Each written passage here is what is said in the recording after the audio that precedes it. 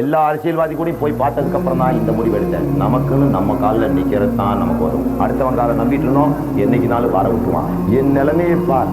என்னை விடவா திமுகவுக்கு 16 தடை சட்டங்கள், 5 வாய்ப்பூட்டு சட்டங்கள், 110 ரிமாண்ட், 3 தேச பாதுகாப்பு சட்டம். இவ்வளவு பாடு அவன் மகன் கூட படல, கருணாநிதி மகன் கூட. ஆனா என்னைவே பதவிக்காக 5 நிமிஷம் தூக்கி வீசிட்டான். ஒரு பெரிய அரசியல் கட்சிக்கு 170 கோடி ரூபாய் ஆயுதம் வருவதாக ஜிகாத் கிளை, சிலோனில் உள்ள ஜிகாத் கிளை எனக்கு தகவல் அனுப்பியது. உடனே இது எப்படி வருதுன்னு நான் பார்க்கலான்னு சொல்லிட்டு நான் ஒரு பிரைவேட் டிடெக்டிவ்க்கு பிப்ரவரி மாதம் 8ஆம் தேதி 2.5 லட்சம் ரூபாய் கொடுத்துருந்தேன். இந்தியன் ஓவர்சீஸ் பேங்க்ல. என்னோட கெட்ட நேரம், அந்த நான் யாரை டெபியூட் பண்ணணும் அந்த பிரைவேட் டிடெக்டிவ் கம்பெனியை ஒரு ஹிந்தி நடிகை மீனாட்சி சேஷாத்திரி என்பவள் விலைக்கு வாங்கி விடுகிறார். அவன் ஒரு RSS காரியா போயிட்டான். எனக்கு தப்பான தகவலை தர்றான்.